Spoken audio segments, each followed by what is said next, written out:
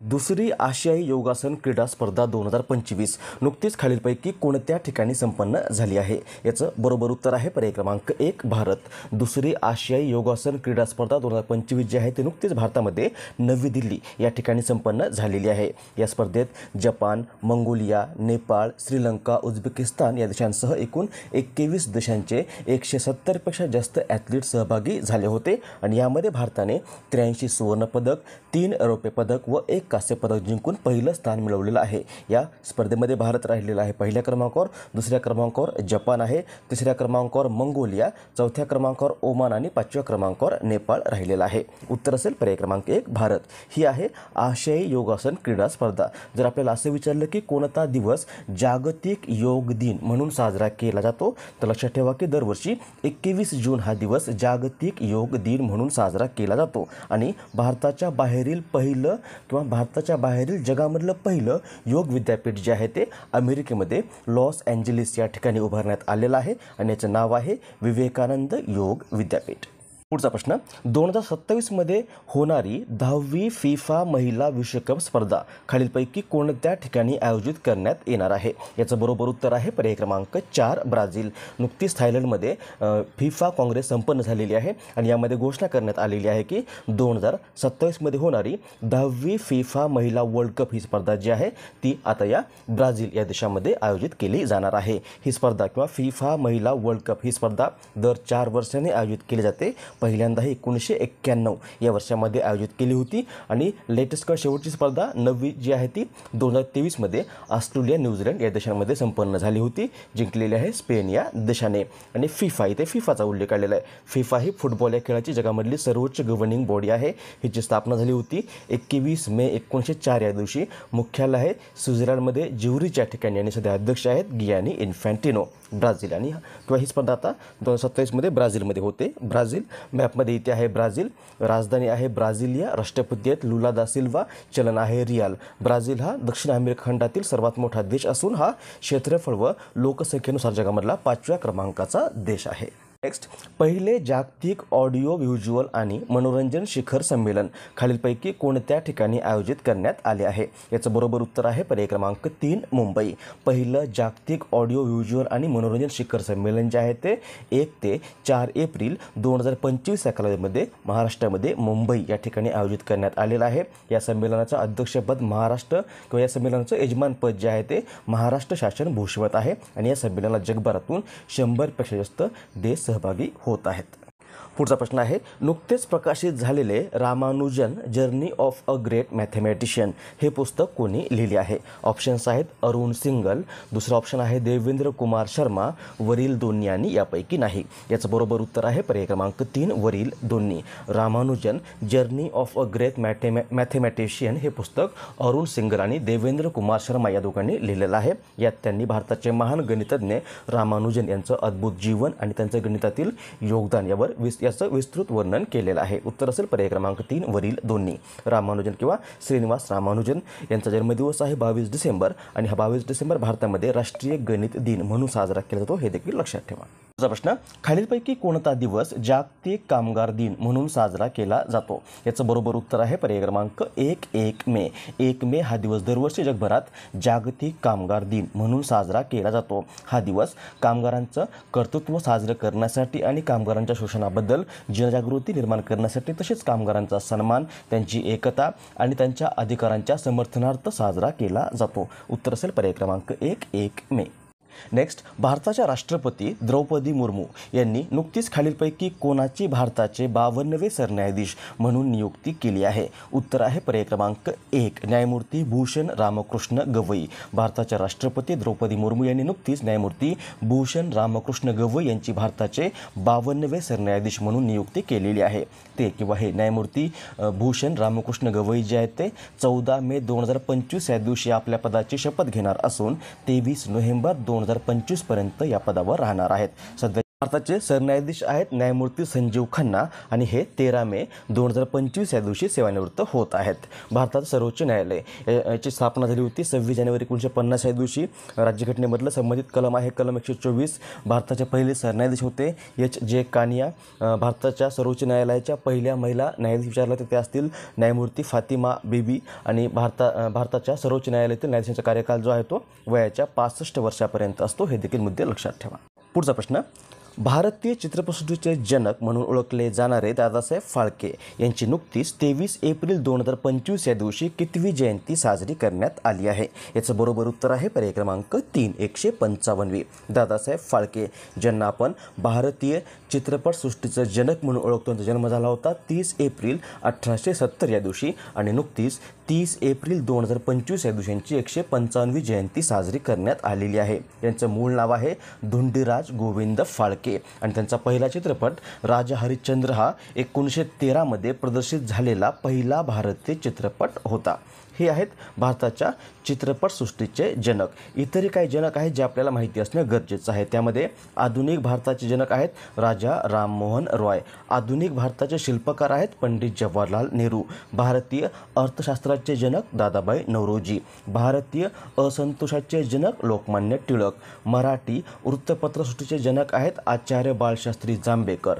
आधुनिक मराठी कादंबरीचे जनक आहेत ह.ना. आपटे. आधुनिक मराठी कवितेचे जनक विचारलं तर केशवसूत आहेत. स्थानिक स्वराज्य संस्थेचे जनक लॉर्ड रिपन आणि भारतीय अणुविज्ञानाचे जनक आहेत डॉक्टर होमी भाभा. प्रश्न, खालीलपैकी कोणता दिवस महाराष्ट्र दिन म्हणून साजरा करण्यात येतो? उत्तर आहे पर्याय क्रमांक 1 मे. 1 मे 1960 या दिवशी आपल्या महाराष्ट्राची स्थापना झाली होती. त्यामुळे दरवर्षी 1 मे हा दिवस महाराष्ट्रामध्ये महाराष्ट्र दिन म्हणून साजरा केला जातो. महाराष्ट्र राजधानी आहे मुंबई. सध्या राज्यपाल आहेत C.P. राधाकृष्णन. मुख्यमंत्री आहेत देवेंद्र फडणवीस. महाराष्ट्राच्या विधानसभेमध्ये 288 सदस्य आहेत. विधान परिषदेमध्ये 78 सदस्य आहेत. महाराष्ट्रामधून लोकसभेवर 48 आणि राज्यसभेवर 19 सदस्य निवडून जातात. हे देखील लक्षात ठेवा. नेक्स्ट, मार्क कार्नी यांनी नुकतीच खालीलपैकी कोणत्या देशाच्या पंतप्रधान पदाची निवडणूक जिंकली आहे? याचं बरोबर उत्तर आहे पर्याय क्रमांक 2 कॅनडा. कॅनडामध्ये नुकत्या संपन्न झालेल्या फेडरल निवडणुकांमध्ये मार्क कार्नी यांनी लिबरल पार्टीच्या नेतृत्वाखाली विजय मिळवला आहे. त्यामुळे ते आता कॅनडाचे नवीन पंतप्रधान बनणार आहेत. त्यांच्या विजयामुळे कॅनडाचे माजी पंतप्रधान जस्टिन ट्रुडो यांच्या काळामध्ये भारत कॅनडाचे बिघडलेले संबंध सुधारण्याची शक्यता आहे. या मार्क कार्नी यांनी त्यांच्या प्रचारामध्ये स्पष्टपणे भारताशी संबंध सुधारण्यास प्राधान्य देण्याची भूमिका मांडली होती. उत्तर असेल पर्याय क्रमांक 2 कॅनडा. कॅनडा मॅपमध्ये इथे आहे कॅनडा. राजधानी आहे ओटावा. पंतप्रधान आहेत मार्क कार्नी. चलन आहे कॅनडियन डॉलर. पुढचा प्रश्न, खालीलपैकी कोणता दिवस भारतात आयुष्मान भारत दिन म्हणून साजरा करण्यात येतो? उत्तर आहे पर्याय क्रमांक 2 30 एप्रिल.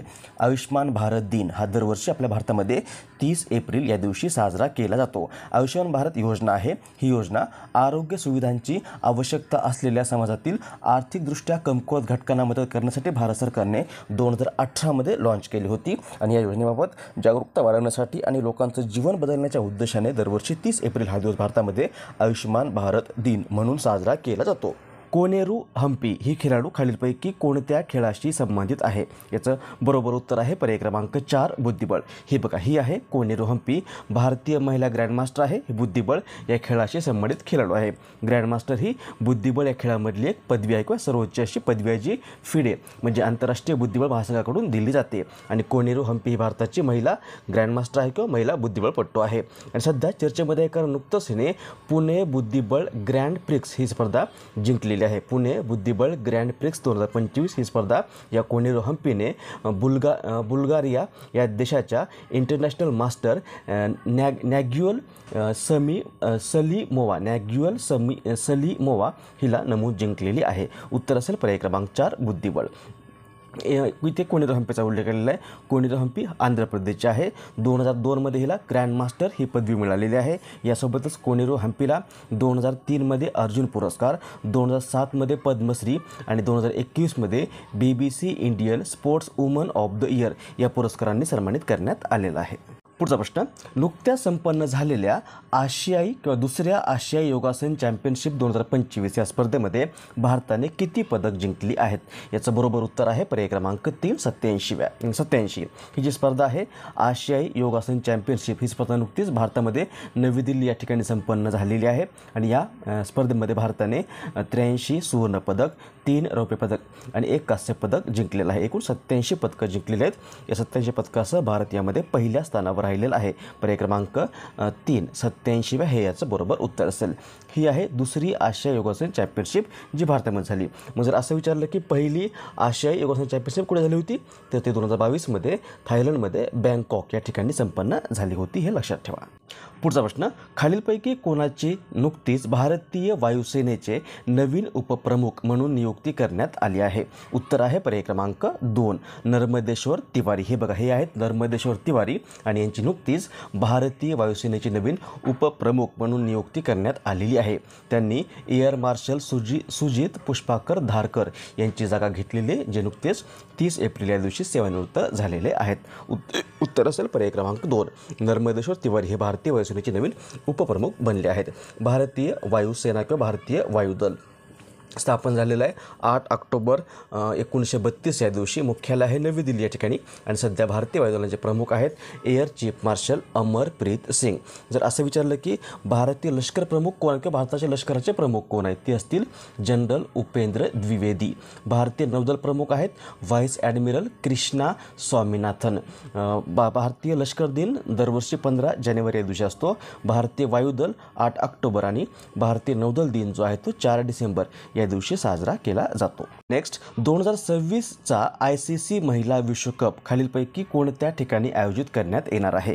याचं बरोबर उत्तर आहे पर्याय क्रमांक 2, इंग्लंड. ICC महिला T20 वर्ल्ड कप 2026 जो आहे तो इंग्लंडमध्ये आयोजित केला जाणार आहे आणि नुकतीच ICCने घोषणा केलेली आहे किंवा ICCने या वर्ल्ड कपच्या ज्या डेट्स आहेत त्या घोषित केलेल्या आहेत. ही स्पर्धा किंवा ICCचा महिला विश्वकप 2026मध्ये 12 जून ते 5 जुलै या कालावधीमध्ये होणार आहे. उत्तर असेल पर्याय क्रमांक 2, इंग्लंड. इथे ICCचा उल्लेख आलेला आहे. ICC स्थापना झालेली आहे 15 जून 1909. ICC लॉंग फॉर्म होतो इंटरनॅशनल क्रिकेट काउन्सिल. मुख्यालय आहे दुबई UAE या ठिकाणी. अध्यक्ष आहेत भारताचे जय शाह आणि उपाध्यक्ष आहेत इम्रान ख्वाजा. नेक्स्ट, भारत सरकारने नुकतीच खालीलपैकी कोणाची राष्ट्रीय सुरक्षा सल्लागार मंडळाच्या अध्यक्षपदी नियुक्ती केली आहे? उत्तर आहे पर्याय क्रमांक 4, आलोक जोशी. 22 एप्रिल 2025 या दिवशी जम्मू काश्मीरमधील पहलगाम या ठिकाणी झालेल्या दहशतवादी हल्ल्यानंतर भारत सरकारने राष्ट्रीय सुरक्षा सल्लागार मंडळाची पुनर्रचना केली असून या अंतर्गत माजी रॉ प्रमुख आलोक जोशी यांची आता राष्ट्रीय सुरक्षा सल्लागार मंडळाच्या अध्यक्षपदावर निवड करण्यात आलेली आहे. या मंडळाच्या अध्यक्षपदी झालेली आलोक जोशी यांची नियुक्ती जी आहे ती भारताच्या राष्ट्रीय सुरक्षेसाठी किंवा भारताची राष्ट्रीय सुरक्षा अधिक मजबूत करण्यासाठी एक महत्त्वाचं पाऊल मानलं जात आहे. या नव्याने स्थापन झालेल्या 7 सदस्यीय मंडळामध्ये सशस्त्र दल आणि नागरी सेवांमधील अनुभवी आणि प्रतिष्ठित अशा माजी अधिकाऱ्यांचा समावेश आहे. उत्तर असेल पर्याय क्रमांक 4, आलोक जोशी. प्रश्न आहे, खालीलपैकी कोणत्या देशाने नुकतीच एका शक्तिशाली नॉन न्यूक्लिअर हायड्रोजन बॉम्बची यशस्वी चाचणी घेतली आहे? याचं बरोबर उत्तर आहे पर्याय क्रमांक 1, चीन. चीन या देशाने नुकतीच एका शक्तिशाली अशा नॉन न्यूक्लिअर हायड्रोजन बॉम्बची यशस्वी चाचणी घेतली आहे. या बॉम्बमुळे जगभरातील शस्त्रास्त्र स्पर्धेला एक नवं वळण लागण्याची शक्यता आहे आणि हा बॉम्ब मॅग्नेशियम हायड्राईड नावाच्या एका स्थायीरूप हायड्रोजन सामुग्रीचा वापर करून तयार करण्यात आलेला आहे. हा बॉम्ब चीनच्या शिप बिल्डिंग कॉर्पोरेशनच्या संशोधन संस्थेने विकसित केलेला आहे. उत्तर असेल पर्याय क्रमांक 1, चीन. चीन मॅपमध्ये इथे आहे चीन. राजधानी आहे बीजिंग. सध्या राष्ट्रपती आहे जी जिनपिंग आणि चलन आहे रेनमिनबी. नेक्स्ट, खालीलपैकी कोणत्या भारतीय व्यक्तीला नुकताच फिजी या देशाचा सर्वोच्च नागरी पुरस्कार प्रदान करण्यात आला आहे?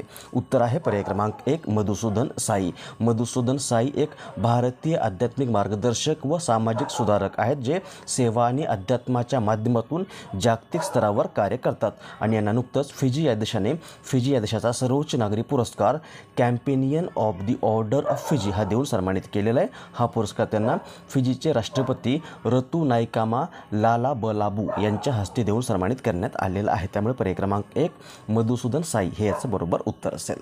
पुढचा प्रश्न आहे, नुकतेच वयाच्या 92व्या वर्षी निधन झालेले MGS नारायणन कोण होते? उत्तर आहे पर्याय क्रमांक 2 इतिहासकार. हे बघा, हे होते MGS नारायणन आणि हे एक भारतीय इतिहासकार, शैक्षणिक आणि राजकीय भाष्यकार होते आणि यांचे नुकतंच वयाच्या 92व्या वर्षी निधन झालेलं आहे. 2001 ते 3 दरम्यान ते भारतीय ऐतिहासिक संशोधन परिषदेचे अध्यक्ष देखील राहिलेले आहेत. नेक्स्ट, खालीलपैकी कोणत्या संस्थेने नुकताच जागतिक सामाजिक अहवाल 2025 प्रसिद्ध केला आहे? उत्तर आहे पर्याय क्रमांक 4 संयुक्त राष्ट्रसंघ. वर्ल्ड सोशल रिपोर्ट किंवा जागतिक सामाजिक अहवाल जो आहे तो नुकताच युनायटेड नेशन्स किंवा संयुक्त राष्ट्रसंघ या संस्थेनं प्रसिद्ध केला आहे. हा अहवाल सामाजिक प्रगतीला गती देण्यासाठी, नवीन धोरणात्मक सहमत आणि दृष्टिकोन देण्यासाठी, इक्विटी, सर्वांसाठी आर्थिक सुरक्षितता आणि सामाजिक बांधिलगिरी या 3 तत्वावर आधारित तयार करण्यात आलेला आहे. उत्तर असेल पर्याय क्रमांक 4 संयुक्त राष्ट्रसंघ. संयुक्त राष्ट्रसंघ ही आंतरराष्ट्रीय विधी, आंतरराष्ट्रीय सुरक्षा, आर्थिक विकास आणि सामाजिक प्रगती व मानवाधिकार या बाबींमध्ये सहकार्य सुलभ करणं आणि जागतिक शांतता प्राप्त करणं यासाठी 24 ऑक्टोबर 1945 या दिवशी स्थापन केलेली एक आंतरराष्ट्रीय संस्था आहे. हिचं मुख्यालय आहे न्यूयॉर्क सिटी या ठिकाणी आणि सध्या सरचिटणीस आहेत अँटोनियो गुटेरस. पुढचा प्रश्न, सध्या चर्चेत असलेला लाहोल स्पिती खालीलपैकी कोणत्या राज्यातील जिल्हा आहे? याचं बरोबर उत्तर आहे पर्याय क्रमांक 2 हिमाचल प्रदेश. लाहोल स्पिती हा हिमाचल प्रदेश या राज्यामधला जिल्हा आहे आणि सध्या चर्चेमध्ये कारण नुकताच हा जिल्हा जो आहे तो भारतामधला पहिला महिला प्रशासनिक जिल्हा बनलेला आहे. या जिल्ह्यातील सगळ्या महत्त्वाच्या प्रशासनिक पदावर महिला कार्यरत आहेत. यासोबतच इथल्या खासदार आहेत कंगना राणावत, आमदार आहेत अनुराधा राणा. यासोबत इतर महत्त्वाची जी पदं जिल्ह्यामधली ही सगळी पदं महिलांकडे देण्यात आलेली आहेत. उत्तर असेल पर्याय क्रमांक 2 हिमाचल प्रदेश. खालीलपैकी कोणता दिवस जागतिक पत्रकारिता स्वातंत्र्य दिन म्हणून साजरा करण्यात येतो? याचं बरोबर उत्तर आहे पर्याय क्रमांक 3 मे. 3 मे हा दिवस दरवर्षी जगभरात पत्रकारांच्या स्वातंत्र्याचं महत्त्व लोकांना पटावं आणि याविषयी जनमानसामध्ये जागृती निर्माण व्हावी या उद्देशाने 1993 पासून संयुक्त राष्ट्रसंघाकडून जागतिक पत्रकारिता स्वातंत्र्य दिन म्हणून साजरा केला जातो. आणि यावर्षी हा दिवस reporting in the brave new world the impact of artificial intelligence on press freedom and the media या थीमखाली साजरा करण्यात आलेला आहे. हा आहे जागतिक पत्रकारिता स्वातंत्र्य दिन जो 3 मे या दिवशी साजरा होतो. जर आपल्याला असं विचारलं की कोणता दिवस भारतामध्ये राष्ट्रीय पत्रकारिता दिन म्हणून साजरा केला जातो तर लक्षात ठेवा की दरवर्षी 16 नोव्हेंबर हा दिवस राष्ट्रीय पत्रकारिता दिन म्हणून साजरा केला जातो. मराठी पत्रकार दिन जो आहे तो 6 जानेवारी या दिवशी असतो. मराठी भाषेमधलं पहिलं वृत्तपत्र दर्पण आहे. हे आचार्य बाळशास्त्री जांभेकर यांनी 6 जानेवारी 1832 या दिवशी प्रसिद्ध केलं किंवा लॉन्च केलं होतं. यामुळे दरवर्षी 6 जानेवारी हा दिवस महाराष्ट्रामध्ये मराठी पत्रकार दिन म्हणून साजरा केला जातो. मराठी वृत्तपत्र सृष्टीचे जनक कोण आहेत? ते आहेत आचार्य बाळशास्त्री जांभेकरच. भारतामधलं पहिलं वृत्तपत्र जे आहे ते आहे बंगाल गॅझेट आणि हे जेम्स ऑगस्टस हिकेने 1780 मध्ये सुरू केलं होतं. आणि गेल्या वर्षीच्या जागतिक पत्रकारिता स्वातंत्र्य निर्देशांक 2024 मध्ये भारत जगामध्ये 159व्या क्रमांकावर होता. हे देखील लक्षात ठेवा. पुढचा प्रश्न, भारतात पहिल्यांदा जातीनिहाय जनगणना कोणत्या वर्षी करण्यात आली होती? याचं बरोबर उत्तर आहे पर्याय क्रमांक 1 1931. केंद्र सरकारनं नुकतंच यावर्षी देशभरामध्ये जातीनिहाय जनगणना करण्याची घोषणा केली होती आणि यापूर्वी भारतामध्ये 1931 या वर्षामध्ये जातीनिहाय जनगणना करण्यात आली होती. आता जवळपास 100 वर्षानंतर अशी जातीनिहाय जनगणना भारतामध्ये होणार आहे. 1931 मध्ये इंग्रजांच्या काळामध्ये भारतामध्ये जातीनिहाय जनगणना झाली होती. तेव्हा जनगणना आयुक्त होते जनरल जॉन हेनरी हटन. हे देखील लक्षात ठेवा. उत्तर असेल पर्याय क्रमांक 1 1931. जातीनिहाय जनगणना करणारं भारतामधलं पहिलं राज्य कोणतं आहे? ते आहे बिहार. भारतामध्ये बिहार या राज्याने ऑक्टोबर 2023 मध्ये जातीनिहाय जनगणना जी आहे ती जाहीर केली होती. म्हणजेच जातीनिहाय जनगणनेची आकडेवारी जी आहे ती बिहार सरकारने भारतामध्ये सर्वप्रथम ऑक्टोबर 2023 मध्ये जाहीर केलेली आहे. आणि भारतामध्ये 1872 या वर्षामध्ये व्हाईसराय लॉर्ड मेयो यांच्या नेतृत्वाखाली संपूर्ण किंवा पहिली संपूर्ण जनगणना जी आहे ती झाली होती. भारतामध्ये शेवटची जनगणना 2011 मध्ये झालेली आहे. 2021 मध्ये पुढची होणार होती परंतु कोरोना आल्यामुळे पुढील तारीख अद्यापही निश्चित झालेली नाही. मूळ प्रश्न उत्तर असेल पर्याय क्रमांक 1 भारतामध्ये पहिल्यांदा पहिल्यांदा जातीन्याय जनगणना 1931 या वर्षामध्ये झाली होती. पर्याय क्रमांक 1. नेक्स्ट, रामकृष्ण मिशनची स्थापना कोणत्या वर्षी झाली आहे?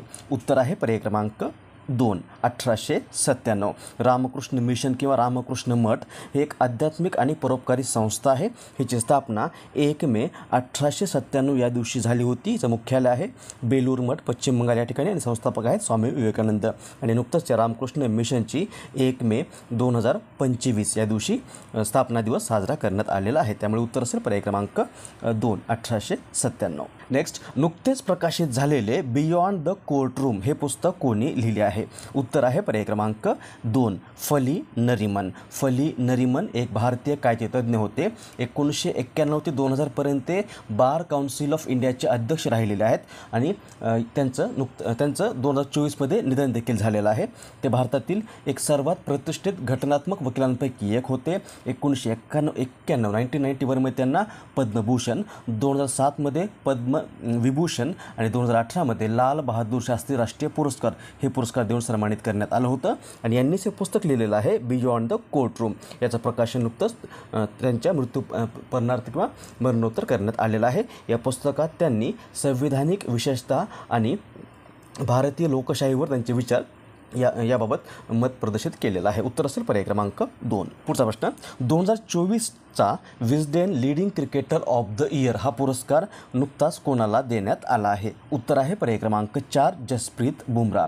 विस्डेन किंवा विस्डेन क्रिकेट ही एक प्रसिद्ध क्रिकेट वार्षिक आहे जे दरवर्षी प्रकाशित होतं आणि क्रिकेटमधील उत्कृष्ट खेळाडू आणि घटनांचा गौरव करतं. याच विस्डेनकडून दरवर्षी क्रिकेटर ऑफ द इयर आणि leading cricketer of the year हे पुरस्कार प्रदान केले जातात. 2025 नुकतेच 2024 या वर्षाचे हे पुरस्कार प्रदान करण्यात आलेले आहेत. त्यामध्ये Wisden leading cricketer of the year किंवा इन द वर्ल्ड हा पुरस्कार जो आहे तो जसप्रीत बुमराह, पुरुषांमध्ये जसप्रीत बुमराह आणि महिलांमध्ये स्मृती मानधना यांना देऊन सन्मानित करण्यात आलेला आहे. यासोबतच Wisden cricketer of the year, leading cricketer of the year झाले जसप्रीत बुमराह आणि मानधना. त्यानंतर Wisden cricketer of the year 2024 हा पुरस्कार तिघांना देण्यात आलेला आहे. तिघेही इंग्लंडचे आहेत, तिघेही क्रिकेटर इंग्लंडचे आहेत. एक आहे गस ॲटकिसन, त्यानंतर दुसरा आहे जेमी स्मिथ आणि तिसरी आहे सोफी इलेस्टोन. या तिघांना Wisden cricketer of the year हा पुरस्कार प्रदान केला आहे. आणि विस्डन लीडिंग T20 प्लेअर हा पुरस्कार निकोलस पुरन यांना देण्यात आले. पुरन याला देण्यात आलेला आहे. आपला मूळ प्रश्न उत्तर असेल पर्याय क्रमांक 4, जसप्रीत बुमराह. पुढचा प्रश्न, आंतरराष्ट्रीय नाणेनिधीने प्रसिद्ध केलेल्या ताज्या अहवालानुसार भारत जगातील कितवी सर्वात मोठी अर्थव्यवस्था बनला आहे? उत्तर आहे पर्याय क्रमांक 2, 4. IMF किंवा आंतरराष्ट्रीय नाणेनिधी इंटरनॅशनल मॉनिटरी फंड या संस्थेने नुकताच वर्ल्ड इकॉनॉमिक आउटलुक एप्रिल 2025 नावाचा अहवाल प्रसिद्ध केला आहे. आणि या अहवालानुसार जगामध्ये सर्वात मोठी अर्थव्यवस्था आहे USA किंवा युनायटेड स्टेट्स ऑफ अमेरिका. दुसऱ्या क्रमांकावर चीन आहे, तिसऱ्या क्रमांकावर जर्मनी आणि चौथ्या क्रमांकावर भारत आणि जपान आहेत. 2030 भारत, जर्मनी आणि जपानला मागे टाकेल असा देखील अंदाज या अहवालामध्ये प्रसिद्ध करण्यात आलेला आहे. आणि पुढील 2 वर्षामध्ये भारत जगातील सर्वात वेगाने वाढणारी अर्थव्यवस्था बनेल असं देखील या रिपोर्टमध्ये म्हणण्यात आलेलं आहे. उत्तर असेल भारत सध्या या अहवालानुसार जगातील 34 सर्वात मोठी अर्थव्यवस्था बनला आहे. IMF म्हणजे इंटरनॅशनल मॉनिटरी फंड याची स्थापना झालेली आहे 22 जुलै 1944 या दिवशी. मुख्यालय आहे वॉशिंग्टन DC या ठिकाणी. सध्या MD आहेत क्रिस्टिना जॉर्जिवा आणि डेप्युटी MD आहेत गीता गोपीनाथ. पुढचा प्रश्न, द्रोणाचार्य पुरस्कार विजेते भारताचे माजी नेमबाजी प्रशिक्षक सनी थॉमस यांचं नुकतंच वयाच्या कितव्या वर्षी निधन झालं आहे? उत्तर आहे पर्याय क्रमांक 2, 83व्या. 17 वर्ष भारतीय नेमबाजी संघाचे मुख्य प्रशिक्षक राहिलेले आणि 2001 द्रोणाचार्य पुरस्काराने सन्मानित करण्यात आलेले हे सनी थॉमस यांचं नुकतंच वयाच्या 83व्या वर्षी निधन झालेलं आहे. त्यांनी भारतातील बऱ्याच टॉप नेमबाजांना प्रशिक्षण दिलं असून यामध्ये राज्यवर्धन सिंग राठोड, अभिनव बिंद्रा, विनय कुमार आणि गगन नारंग यांचा देखील समावेश आहे. पर्याय क्रमांक 2 हे याचं बरोबर उत्तर आहे. नेक्स्ट, सात्विक साईराज रंकीरेड्डी आणि चिराग शेट्टी यांना कोणत्या वर्षाचा खेलरत्न पुरस्कार देण्यात आला आहे? याचं बरोबर उत्तर आहे पर्याय क्रमांक 3, 2023. खेलरत्न हा किंवा मेजर ध्यानचंद खेलरत्न पुरस्कार हा भारतातील क्रीडा क्षेत्रातील सर्वोच्च पुरस्कार आहे. दरवर्षी हा पुरस्कार भारताच्या युवा व्यवहार आणि क्रीडा मंत्रालयाकडून प्रदान केला जातो. जी सुरुवात झालेली 1991-92 या पुरस्काराचं जुनं नाव आहे राजीव गांधी खेलरत्न पुरस्कार. पुरस्कार आणि 2021मध्ये त्याचं नाव बदलून मेजर ध्यानचंद खेलरत्न पुरस्कार असं करण्यात आलेलं आहे. या अंतर्गत 25 लाख रुपये रोख रक्कम, एक पदक आणि एक प्रमाणपत्र दिलं जातं. पहिल्यांदा पुरस्कार 1991-92 मध्ये विश्वनाथन आनंद यांना देण्यात आला होता आणि 2023मध्ये हा पुरस्कार बॅडमिंटनपटू असलेल्या सात्विक साईराज रंकीरेड्डी आणि चिराग शेट्टी या दोघांना जाहीर झाला होता. परंतु गेल्या वर्षी मलेशियामध्ये ओपन सुपर 1000 स्पर्धेमुळे यांना राष्ट्रपती भवनामध्ये झालेल्या राष्ट्रीय क्रीडा पुरस्कार वितरण सोहळ्यामध्ये सहभागी होता आलं नव्हतं. त्यामुळे यांना नुकतंच आता भारताचे केंद्रीय क्रीडा मंत्री डॉक्टर मनसुख मांडविया यांच्या हस्ते हा पुरस्कार प्रदान करण्यात आलेला आहे. 2023 या वर्षामध्ये किंवा 23 या वर्षासाठीचा पुरस्कार आहे हा. जर आपल्याला असं विचारलं की 2024मध्ये हा खेलरत्न पुरस्कार कोणाला दिला किंवा किती जणांना दिला, तर 2024मध्ये हा पुरस्कार जो एकूण 4 जणांना देण्यात आलेला आहे. त्यामध्ये पहिला आहे डी गुकेश, भारताचा बुद्धिबळ खेळाडू आहे. दुसरी आहे मनु भाकर, नेमबाज पट्टू. तिसरा आहे हरमनप्रीत सिंग, हॉकीपट्टू. आणि चौथा आहे प्रवीण कुमार, पॅराऑलिम्पिक खेळाडू. हे देखील लक्षात ठेवा. नेक्स्ट, भारतीय हवाई दलाचे महाराष्ट्रातील पहिले संग्रहालय खालीलपैकी कोणत्या ठिकाणी सुरू करण्यात आले आहे? याचं बरोबर उत्तर आहे पर्याय क्रमांक 4, नागपूर. नव्या पिढीला भारतीय हवाई दलाचा इतिहास, परंपरा आणि हवाई दलाच्या सुरुवातीपासून आजपर्यंत वापरात असलेले विमाने, हेलिकॉप्टर, रडार आणि इतर उपकरणांची माहिती देणारं भारतीय हवाई दलाचं महाराष्ट्रामधलं पहिलं संग्रहालय जे आहे ते नुकतंच नागपूरमध्ये सुरू करण्यात आलेलं आहे. मंगळवार आणि शासकीय सुट्टीचा दिवस वगळता सर्व दिवशी सकाळी 10 ते दुपारी 2 आणि दुपारी 4 ते सायंकाळी 6 पर्यंत हे संग्रहालय सर्वसामान्यांसाठी खुलं असणार आहे. हे संग्रहालय सुरू करण्याचा मुख्य उद्देश आहे हवाई दलाचा इतिहास, उत्क्रांती आणि कर्तृत्वाचं जतन आणि प्रदर्शन करणं, सोबतच हवाई दलाचे जवान आणि त्यांच्या योगदानाबद्दल नव्या पिढीला माहिती देणं आणि त्यांना प्रेरणा देणं. उत्तर असेल हे भारतीय हवाई दलाचं महाराष्ट्रामधलं पहिलं संग्रहालय जे नुकतंच नागपूर पर्याय क्रमांक 4 या ठिकाणी सुरू करण्यात आलेलं आहे. भारताचे पंतप्रधान नरेंद्र मोदी यांनी नुकतेच खालीलपैकी कोणत्या राज्यात विजिंजम आंतरराष्ट्रीय सागरी बंदराचं उद्घाटन केलं आहे? याचं बरोबर उत्तर आहे पर्याय क्रमांक 4, केरळ. भारताचे पंतप्रधान नरेंद्र मोदी यांनी नुकतंच केरळमध्ये विजिंजम आंतरराष्ट्रीय खोल पाण्यातील बहुउद्देशीय बंदराचं उद्घाटन केलेलं आहे. केरळ सरकारचा हा महत्त्वाकांक्षी प्रकल्प Adani ports and special economic zone लिमिटेडद्वारे सार्वजनिक खाजगी भागीदारी अंतर्गत विकसित करण्यात आला असून हा प्रकल्प दक्षिणेकडील राज्याला जागतिक सागरी नकाशावर आणण्याच्या दिशेने एक मोठं पाऊल मानलं जात आहे. आणि हे बंदर जगातील पहिलं अर्ध स्वयंचलित बंदर असून हे जागतिक स्तरावर सर्वात तांत्रिकदृष्ट्या अत्याधुनिक ट्रान्सशिपमेंट बंदरापैकी एक म्हणून ओळखलं जाणार आहे. आणि या बंदरामुळे जहाजांच्या वाहतुकीचा वेग कमी होण्यास मदत होऊन मोठ्या कंटेनर जे आहेत ते मोठे कंटेनर हाताळण्याची जहाजांची क्षमता देखील वाढणार आहे. उत्तर असेल पर्याय क्रमांक 4, केरळ. केरळ मॅपमध्ये इथे आहे केरळ. राजधानी आहे तिरुवनंतपुरम. राज्यपाल आहेत राजेंद्र अर्लेकर आणि मुख्यमंत्री आहेत पी. विजयन. पुढचा प्रश्न, नुकत्याच प्रसिद्ध झालेल्या जागतिक पत्रकारिता स्वातंत्र्य निर्देशांक 2025मध्ये भारत जगात कितव्या क्रमांकावर राहिला आहे? याचं बरोबर उत्तर आहे पर्याय क्रमांक 3, 151व्या. जागतिक पत्रकारिता स्वातंत्र्य निर्देशांक किंवा वर्ल्ड प्रेस फ्रीडम इंडेक्स हा निर्देशांक रिपोर्टर्स विदाउट बॉर्डर्स म्हणून ओळखल्या जाणाऱ्या गैर सरकारी संस्थेकडून 2002 या वर्षापासून प्रकाशित केला जात आहे. 2025चा निर्देशांक नुकताच प्रसिद्ध करण्यात आला आहे. जागतिक पत्रकारिता स्वातंत्र्य निर्देशांक 2025 आणि यामध्ये भारत जगामध्ये 180 देशांमध्ये 151व्या स्थानावर राहिलेला आहे. यामध्ये यावर्षी पहिल्या क्रमांकावर नॉर्वे आहे, दुसऱ्या क्रमांकावर एस्टोनिया, तिसऱ्या क्रमांकावर नेदरलँड हा देश राहिलेला आहे. इरिट्रिया हा देश 180 म्हणजे शेवटच्या क्रमांकावर राहिलेला आहे. भारत यावर्षी राहिलेला आहे 151व्या क्रमांकावर. गेल्या वर्षी म्हणजे 2024मध्ये भारत यामध्ये 159व्या क्रमांकावर होता, 23मध्ये 161व्या, 22मध्ये 150व्या आणि 2021मध्ये भारत यामध्ये 142व्या स्थानावर राहिला होता. नेक्स्ट, खालीलपैकी कोणी नुकतीच ज्ञान पोस्ट योजना सुरू केली किंवा या ज्ञान पोस्ट स्कीम सुरू केली आहे? याचं बरोबर उत्तर आहे पर्याय क्रमांक 3, भारतीय डाक विभाग. ज्ञान पोस्ट योजना किंवा ज्ञान पोस्ट सर्व्हिस जी आहे ती नुकतीच भारतीय डाक विभागाने सुरू केली आहे. ही योजना भारतीय डाक विभागाने नागरिकांना पुस्तके आणि शैक्षणिक साहित्य परवडणाऱ्या दरामध्ये भारतात कुठेही पाठवण्यासाठी तसंच शिक्षणाला पाठिंबा देण्यासाठी आणि ते सुलभ बनवण्यासाठी सुरू केली आहे. पर्याय क्रमांक 3 हे याचं बरोबर उत्तर आहे. नेक्स्ट, भारतीय ई गव्हर्नन्सवरील 28वी राष्ट्रीय परिषद खालीलपैकी कोणत्या ठिकाणी आयोजित करण्यात येणार आहे? याचं बरोबर उत्तर आहे पर्याय क्रमांक 2, विशाखापट्टणम. आंध्र प्रदेशमध्ये विशाखापट्टणम या ठिकाणी 9 ते 10 जून 2025 या कालावधीमध्ये भारतीय ई गव्हर्नन्सवरील 28वी राष्ट्रीय परिषद आयोजित केली जाणार आहे. ही परिषद डिजिटल प्लॅटफॉर्मद्वारे सार्वजनिक सेवांचं वितरण वाढवणं, ई गव्हर्नन्सच्या क्षेत्रामध्ये नाविन्यता आणि उत्कृष्टतेला प्रोत्साहन देणं व ई गव्हर्नन्स उपक्रमांच्या अंमलबजावणीतील उत्कृष्टतेला प्रोत्साहन देणं किंवा ओळखणं या उद्देशाने आयोजित केली जाते. आणि या 2 दिवसीय परिषदेचे किंवा या 2 दिवसीय ही जी 2 दिवसीय परिषद आहे यामध्ये सार्वजनिक सेवेची गुणवत्ता वाढवण्यासाठी धोरणकर्ते, उद्योग नेते आणि शिक्षणतज्ञ उपस्थित राहणार आहेत. पर्याय क्रमांक 2, विशाखापट्टणम हे याचं बरोबर उत्तर असेल. भारताची पहिली मानवी अंतराळ मोहीम गगनयान कोणत्या वर्षी लॉन्च करण्याची घोषणा नुकतीच इस्रोने केली आहे? याचं बरोबर उत्तर आहे पर्याय क्रमांक 2, 2027. भारताची पहिली मानवी अंतराळ मोहीम गगनयानचं प्रक्षेपण जे आहे ते 2027च्या पहिल्या तिमाहीत करण्याची घोषणा नुकतीच इस्रोचे अध्यक्ष व्ही नारायणन यांनी केलेली आहे. भारताचे पंतप्रधान नरेंद्र मोदी यांनी 2018 मध्ये स्वातंत्र्य दिनाच्या भाषणामध्ये गगनयान प्रकल्पाची घोषणा केली होती. ते 2022 या वर्षापर्यंत पूर्ण करण्याचं लक्ष्य ठरवण्यात आलं होतं, परंतु कोरोनामुळे अंतराळवीरांना प्रशिक्षण देण्यामध्ये झालेला विलंब आणि जटिल तंत्रज्ञान विकसित करण्यात येणाऱ्या आव्हानांमुळे हे अभियान आता पुढे ढकलण्यात आलेलं आहे.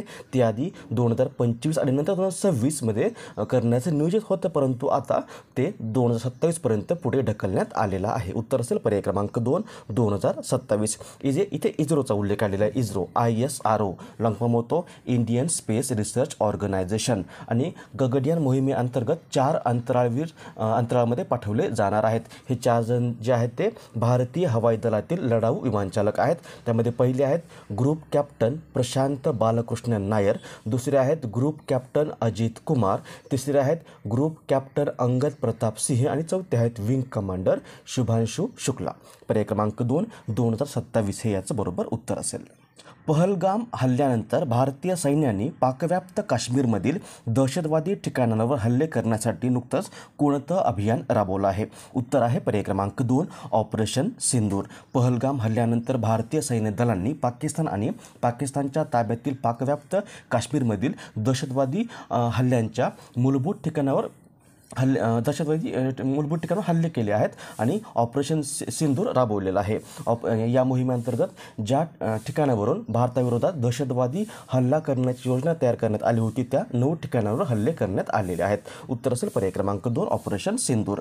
नुकतेच वयाच्या 59व्या वर्षी निधन झालेल्या करिवे पिल राबिया यांना कोणत्या वर्षी पद्मश्री पुरस्कार मिळाला आहे? याचं बरोबर उत्तर आहे पर्याय क्रमांक 1, 2022. हे बघा, हे होते करिवे पिल राबिया यांचं नुकतंच 59व्या वर्षी निधन झालेलं आहे. केरळमधील शारीरिकदृष्ट्या विकलांग सामाजिक कार्यकर्त्या होत्या. 1990मध्ये मल्लपुरम जिल्ह्यातील केरळ राज्य साक्षरता मोहिमेतील त्यांच्या भूमिकेमुळे त्या प्रसिद्ध झाल्या होत्या. त्यांना 1999मध्ये भारत सरकारने राष्ट्रीय युवा पुरस्कार, 2001मध्ये नारी शक्ती पुरस्कार आणि 2022मध्ये पद्मश्री हा पुरस्कार देऊन सन्मानित केलं होतं. उत्तर असेल पर्याय क्रमांक 1, 2022. नेक्स्ट, मूडीजने भारताचा 2025मध्ये विकासदर किती राहण्याचा अंदाज नुकताच व्यक्त केला आहे? मूडीज ही एक अमेरिकन क्रेडिट रेटिंग एजन्सी आहे आणि या मूडीजने नुकताच ग्लोबल मायक्रो आउटलुक 2025-26 नावाचा रिपोर्ट प्रसिद्ध केला आहे. आणि या रिपोर्टमध्ये भारताचा 2025मध्ये विकासदर जो आहे तो 6.3% राहील असा अंदाज व्यक्त केलेला आहे. त्यामुळे पर्याय क्रमांक 2, 6.3% हे याचं बरोबर उत्तर असेल.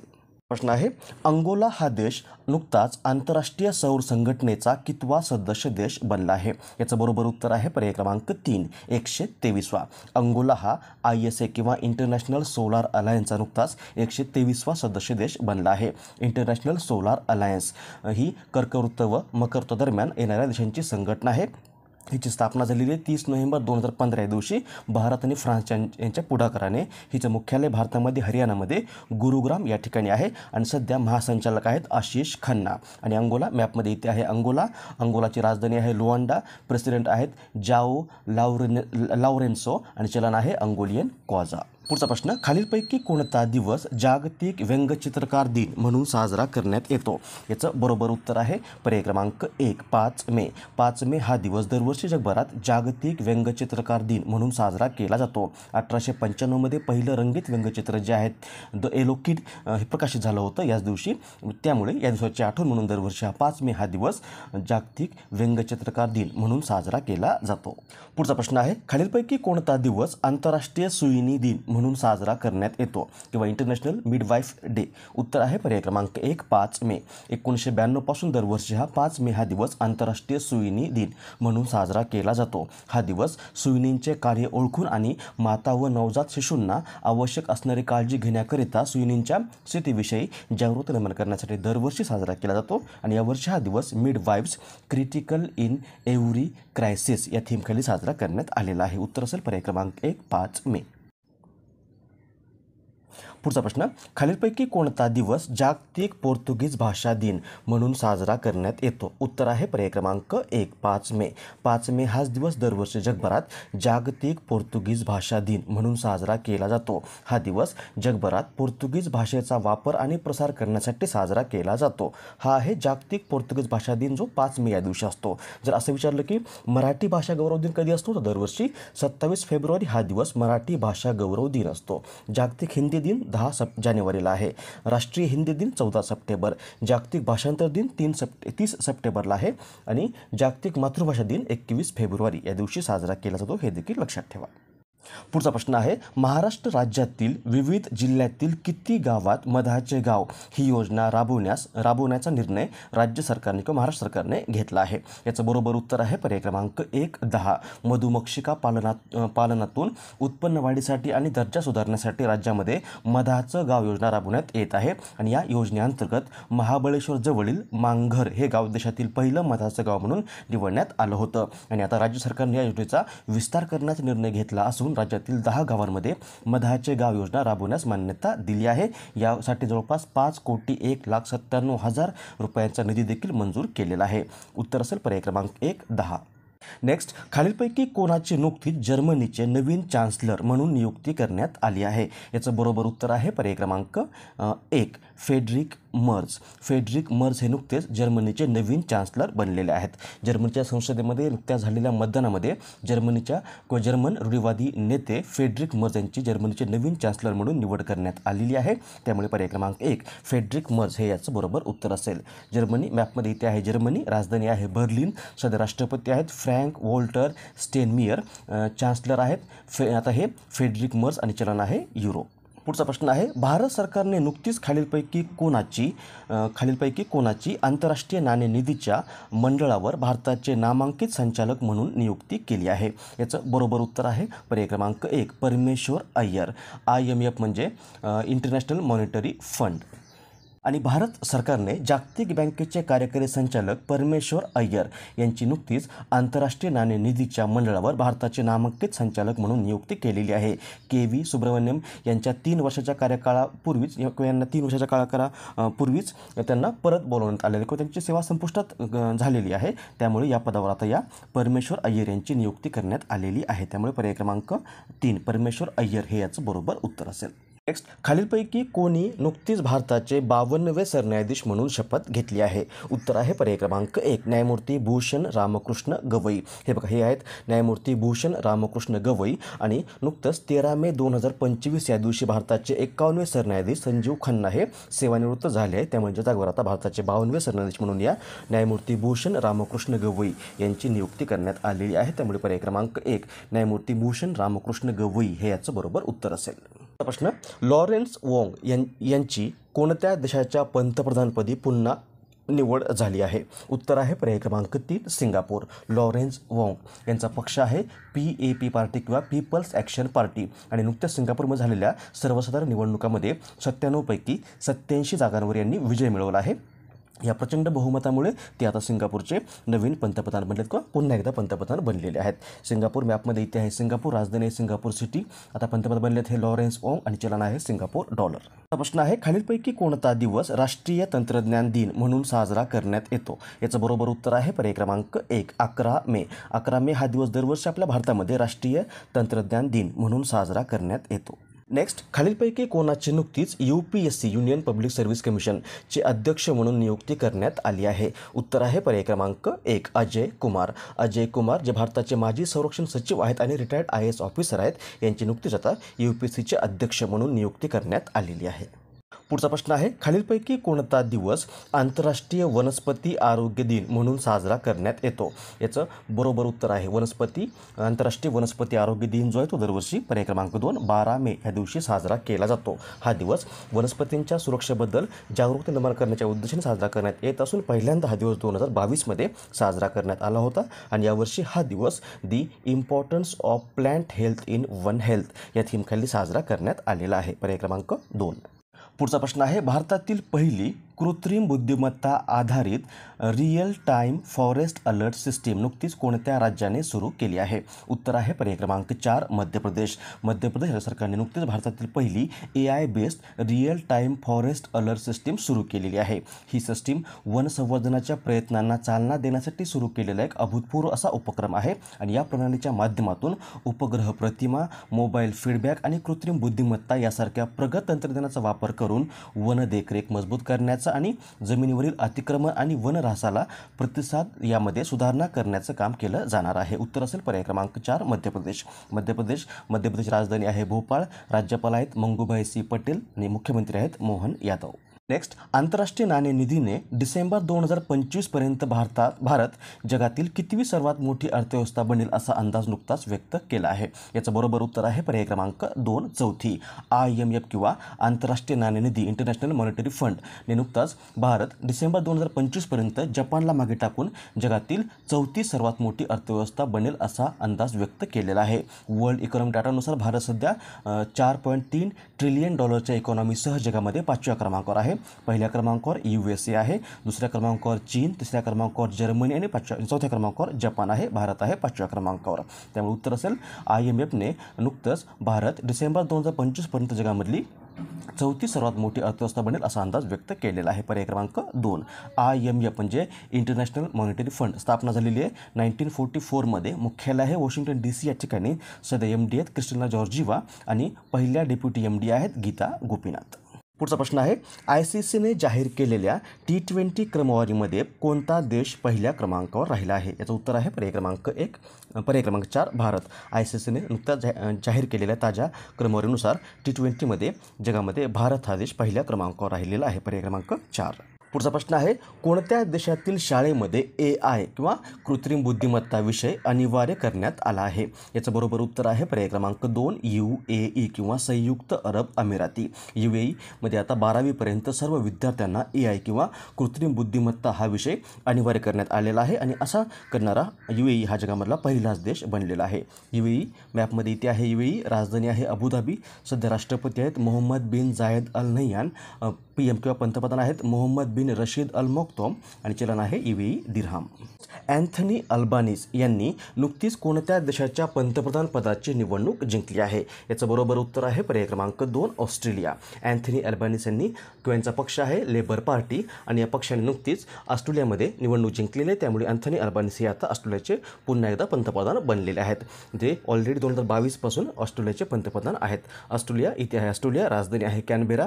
सध्या पंतप्रधान आहेत अँथनी अल्बानीस. चलन आहे ऑस्ट्रेलियन डॉलर. खालीलपैकी कोणत्या राज्य सरकारने 6 मे हा दिवस त्यांच्या राज्यामध्ये व्यापारी दिन म्हणून साजरा करण्याची घोषणा केली आहे? तर ही घोषणा केलेली आहे तामिळनाडू या राज्य सरकारने. त्यामुळे पर्याय क्रमांक 3 तामिळनाडू हे याचं बरोबर उत्तर असेल. तामिळनाडूमध्ये आता दरवर्षी 6 मे हा दिवस व्यापारी दिन म्हणून साजरा केला जाणार आहे. प्रश्न आहे, भारतीय वंशाच्या अनिता आनंद यांनी नुकतीच कोणत्या देशाच्या परराष्ट्रमंत्री पदाची शपथ घेतली आहे? उत्तर आहे पर्याय क्रमांक 1 कॅनडा. भारतीय वंशाच्या अनिता आनंद या कॅनडाच्या नव्या परराष्ट्रमंत्री बनलेल्या आहेत आणि पहिल्यांदाच एका हिंदू वंशाच्या महिलेला इतकं प्रतिष्ठित पद कॅनडामध्ये मिळालेलं आहे. 13 मे या दिवशी त्यांनी भगवद्गीतेवर हात ठेवून कॅनडाच्या परराष्ट्रमंत्री पदाची शपथ घेतलेली आहे. त्यामुळे पर्याय क्रमांक 1 कॅनडा हे याचं बरोबर उत्तर असेल. कॅनडा राजधानी आहे ओटावा. सध्या पंतप्रधान आहेत मार्क कार्नी आणि चलन आहे कॅनडियन डॉलर. पुढचा प्रश्न आहे, खालीलपैकी कोणता दिवस जागतिक परिचारिका दिन म्हणून साजरा करण्यात येतो? याचं बरोबर उत्तर आहे पर्याय क्रमांक 2, 12 मे.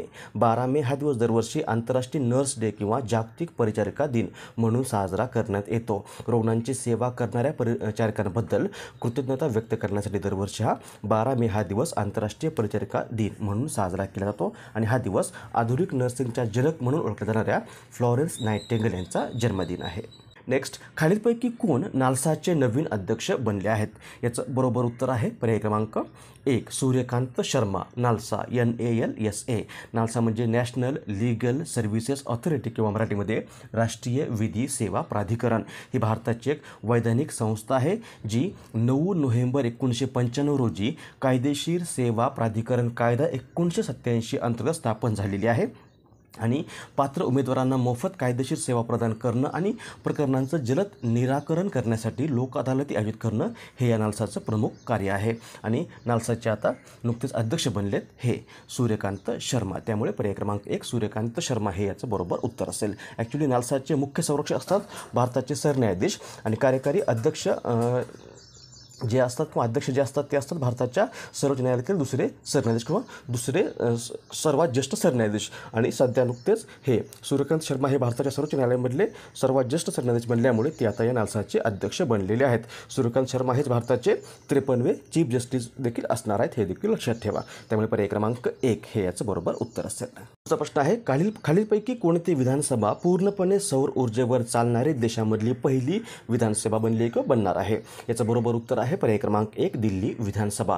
दिल्ली विधानसभा आता पूर्णपणे सौर ऊर्जेवर चालणारे भारतामधली पहिली विधानसभा बनणार आहे. दिल्ली विधानसभेचे अध्यक्ष विजेंद्र गुप्ता आणि दिल्लीचे उपराज्यपाल विनय कुमार सक्सेना यांनी नुकतंच 12 मे 2025 या दिवशी दिल्ली विधानसभेच्या आवारामध्ये 500 किलोवॅट क्षमतेच्या सौर ऊर्जा प्रकल्पाची पायाभरणी केलेली आहे आणि हा प्रकल्प पुढील 45 दिवसांमध्ये पूर्ण होणार आहे. त्यामुळे आता दिल्ली विधानसभा ही पूर्णपणे सौर ऊर्जेवर चालणारी भारतामधली पहिली विधानसभा बनणार आहे. त्यामुळे पर्याय क्रमांक 1, दिल्ली विधानसभा हे याचं बरोबर उत्तर असेल. सॅफ अंडर-19 चॅम्पियनशिप 2025चे आयोजन खालीलपैकी कोणत्या ठिकाणी करण्यात आले आहे? याचं बरोबर उत्तर आहे पर्याय क्रमांक 3, अरुणाचल प्रदेश. सॅफ म्हणजे SAFEF. सॅफचा लॉंग फॉर्म होतो साऊथ एशियन फुटबॉल फेडरेशन. ही किंवा मराठीमध्ये दक्षिण आशिया फुटबॉल महासंघ. ही दक्षिण आशियातील फुटबॉल खेळणाऱ्या देशांची संघटना आहे. हिची स्थापना झालेली आहे 1977 मध्ये. मुख्यालय आहे ढाका बांगलादेश या ठिकाणी. अध्यक्ष आहेत काझी सलाहुद्दीन आणि या सॅफमध्ये बांगलादेश, भूतान, भारत, मालदीव, नेपाळ, पाकिस्तान आणि श्रीलंका हे 7 देश सदस्य देश आहेत. आणि यात सॅफ या संघटनेची ही सॅफ अंडर-19 चॅम्पियनशिप 2025 जी आहे 2025 मधली किंवा आत्तापर्यंतची ही 7वी चॅम्पियनशिप आहे. हिचं आयोजन नुकतंच 9 ते 18 मे 2025 या कालावधीमध्ये अरुणाचल प्रदेशमध्ये करण्यात आलेलं आहे. त्यामुळे पर्याय क्रमांक 3, अरुणाचल प्रदेश हे याचं बरोबर उत्तर असेल. पुढचा प्रश्न आहे, खालीलपैकी कोणाला नुकताच 2025चा जागतिक अन्न पुरस्कार जाहीर झाला आहे? याचं बरोबर उत्तर आहे पर्याय क्रमांक 1, मारियांगेला हंगरिया. या बघा, या आहेत मारियांगेला हंगरिया आणि यांना नुकताच 2025 या वर्षाचा जागतिक अन्न पुरस्कार जाहीर झालेला आहे. जागतिक अन्न पुरस्कार किंवा वर्ल्ड फूड प्राईज याची सुरुवात झालेली आहे 1987 या वर्षामध्ये. प्रसिद्ध कृषीतज्ञ नॉर्मन बोरलॉग यांच्या संकल्पनेतून हा पुरस्कार सुरू झालेला आहे आणि दरवर्षी हा 16 ऑक्टोबर जो जागतिक अन्न दिन म्हणून साजरा केला जातो या दिवशी प्रदान केला जातो. 2025 मध्ये हा पुरस्कार ब्राझिलियन सूक्ष्मजीवशास्त्रज्ञ मारियांगेला हंगरिया यांना जाहीर झालेला आहे. हा पुरस्कार त्यांना रासायनिक खतांचा वापर कमी करण्यासाठी आणि पिकांचं उत्पादन आणि पोषण वाढवण्यासाठी, जैविक बियाणे आणि माती प्रक्रिया विकसित करण्यासाठी त्यांच्या अग्रगण्य कार्यासाठी जाहीर झालेला आहे. त्यामुळे पर्याय क्रमांक 1, मारियांगेला हंगरिया हे याचं बरोबर उत्तर असेल. प्रश्न आहे, रशिया व कोणत्या देशाने नुकताच चंद्रावर अणुऊर्जा प्रकल्प उभारण्याबाबतचा करार केला आहे? याचं बरोबर उत्तर आहे पर्याय क्रमांक 1, चीन. रशिया आणि चीन या देशांनी नुकताच चंद्रावर अणुऊर्जा प्रकल्प उभारण्याबाबतचा एक ऐतिहासिक करार केलेला आहे. हा प्रकल्प जो आहे तो 2036 या वर्षापर्यंत पूर्ण होणार आहे आणि या प्रकल्पातून आंतरराष्ट्रीय चंद्र संशोधन स्थानकाला वीज पुरवली जाणार आहे. उत्तर असेल पर्याय क्रमांक 1, चीन. पुढचा प्रश्न आहे, खालीलपैकी कोणता आठवडा नुकताच संयुक्त राष्ट्र रस्ते सुरक्षा आठवडा म्हणून साजरा करण्यात आला आहे? याचं बरोबर उत्तर आहे पर्याय क्रमांक 2, 12 ते 18 मे 2025. 12 ते 18 मे 2025 हा आठवडा दरवर्षी संयुक्त राष्ट्र रस्ते सुरक्षा आठवडा म्हणून साजरा केला जातो. हा आठवडा पादचाऱ्यांसाठी आणि सायकल स्वारांसाठी सुरक्षित शहरी पायाभूत सुविधांना प्रोत्साहन देणं आणि सरकार व समुदायांना रस्त्यावरील वाहतुकीतील दुखापती आणि मृत्यू कमी करण्यासाठी उपाययोजना राबवण्यास आव्हान करणं या उद्देशाने दरवर्षी साजरा केला जातो. आणि यावर्षी हा आठवडा make walking safe and make cycling safe या थीमखाली साजरा करण्यात आलेला आहे. त्यामुळे पर्याय क्रमांक 2, 12 ते 18 मे 2025 हे याचं बरोबर उत्तर असेल. खालीलपैकी कोणाला नुकताच 58वा ज्ञानपीठ पुरस्कार प्रदान केला आहे? उत्तर आहे पर्याय क्रमांक 3, म्हणजे रामभद्राचार्य आणि गुलजार या दोघांना हा 58 ज्ञानपीठ पुरस्कार जो आहे तो नुकताच प्रदान करण्यात आलेला आहे. ॲक्च्युली हा पुरस्कार 2023मध्ये जाहीर झाला होता आणि नुकताच हा मे 2025मध्ये राष्ट्रपती द्रौपदी मुर्मू यांच्या हस्ते या दोघांना रामभद्राचार्य आणि गुलजार यांना प्रदान करण्यात आलेला आहे. त्यामुळे पर्याय क्रमांक 3 वरील दोन्ही हे याचं बरोबर उत्तर असेल. नेक्स्ट, महाराष्ट्रातील किती खासदारांना 2025चा संसद रत्न पुरस्कार जाहीर झाला आहे? उत्तर आहे पर्याय क्रमांक 1, 7. ॲक्च्युली 2025चा संसद रत्न पुरस्कार जो आहे तो देशभरातील 17 खासदारांना जाहीर झालेला आहे आणि 17मध्ये महाराष्ट्रामधील 7 खासदारांचा समावेश आहे. त्यामध्ये सुप्रिया सुळे आहेत, अरविंद सावंत, नरेश मस्के, श्रीरंग बारणे, मेधा कुलकर्णी, वर्षा गायकवाड आणि स्मिता वाघ या 7 जणांचा समावेश आहे. त्यामुळे पर्याय क्रमांक 1, 7 हे याचं बरोबर उत्तर असेल. प्रश्न, खालीलपैकी कोणता दिवस आंतरराष्ट्रीय संग्रहालय दिन म्हणून साजरा करण्यात येतो? याचं बरोबर उत्तर आहे पर्याय क्रमांक 2, 18 मे. आंतरराष्ट्रीय संग्रहालय दिन हा दिवस दरवर्षी जगभरात 18 मे या दिवशी साजरा केला जातो. हा दिवस संग्रहालयाविषयी जनजागृती निर्माण करण्यासाठी आणि त्यांची महत्त्वाची भूमिका अधोरेखित करण्यासाठी 1977 पासून दरवर्षी साजरा केला जात आहे. आणि यावर्षी हा दिवस the future of museums in rapidly changing communities या थीमखाली साजरा करण्यात आलेला आहे. त्यामुळे पर्याय क्रमांक 2, 18 मे हे याचं बरोबर उत्तर असेल. प्रश्न आहे, 16 मे 2025 रोजी खालीलपैकी कोणत्या राज्याने आपला 50वा स्थापना दिवस साजरा केला आहे? उत्तर आहे पर्याय क्रमांक 1, सिक्कीम. नुकताच 16 मे 2025 या दिवशी सिक्कीम या राज्याने आपला 50वा स्थापना दिवस साजरा केलेला आहे. नेक्स्ट, खालीलपैकी कोण भारताचा 86वा ग्रँडमास्टर बनला आहे? ग्रँडमास्टर ही बुद्धिबळ या खेळामधली सर्वोच्च पदवी आहे जी आंतरराष्ट्रीय बुद्धिबळ महासंघ म्हणजेच फिडे या संघटनेकडून दिली जाते. आणि नुकताच LR श्रीहरी जो तामिळनाडूचा आहे हा भारताचा 86वा ग्रँडमास्टर बनलेला आहे. त्यामुळे पर्याय क्रमांक 1 हे याचं बरोबर उत्तर असेल. नेक्स्ट, नुकत्याच संपन्न झालेल्या 7व्या खेलो इंडिया युथ गेम्स 2025मध्ये कोणते राज्य पहिल्या क्रमांकावर राहिले आहे? 7वी खेलो इंडिया युथ गेम्स 2025 ही स्पर्धा नुकतीच 4 ते 15 मे 2025 या कालावधीमध्ये बिहारमध्ये संपन्न झालेली आहे. आणि यामध्ये पदक तालिकेमध्ये महाराष्ट्र पहिल्या क्रमांकावर राहिलेला आहे. महाराष्ट्राने यामध्ये 58 सुवर्णपदक, 47 रौप्य पदक आणि 53 कांस्य पदकांसह 158 पदक जिंकून महाराष्ट्र यामध्ये पहिल्या क्रमांकावर राहिलेला आहे. पहिल्या क्रमांकावर महाराष्ट्र आहे, दुसऱ्या क्रमांकावर हरियाणा, तिसऱ्या क्रमांकावर राजस्थान आणि चौथ्या क्रमांकावर कर्नाटक राहिलेला आहे. भारत सरकारने खालीलपैकी कोणता दिवस आयुर्वेद दिन म्हणून साजरा करण्याची घोषणा केली आहे? उत्तर आहे पर्याय क्रमांक 2, 23 सप्टेंबर. भारत सरकारने आता 23 सप्टेंबर हा दिवस दरवर्षी भारतामध्ये आयुर्वेद दिन म्हणून साजरा करण्याची घोषणा केलेली आहे. यापूर्वी किंवा या अगोदर दिवाळीला धनतेरसला हा आयुर्वेद दिन साजरा केला जात होता किंवा निश्चित करण्यात आला होता. त्यानुसार दरवर्षी हा दिवस ऑक्टोबर किंवा नोव्हेंबर महिन्यामध्ये येत होता. तारीख निश्चित नव्हती, त्यामुळे राष्ट्रीय व आंतरराष्ट्रीय उत्सव आयोजित करण्यात अडचणी येत होत्या. त्यामुळे ही विसंगती दूर करण्याच्या उद्देशाने भारत सरकारने आता 23 सप्टेंबर हा दिवस भारतामध्ये दरवर्षी आयुर्वेद दिन म्हणून साजरा करण्याची घोषणा केली. खालीलपैकी कोणता दिवस जागतिक दूरसंचार दिन म्हणून साजरा केला जातो? उत्तर आहे पर्याय क्रमांक 4, 17 मे.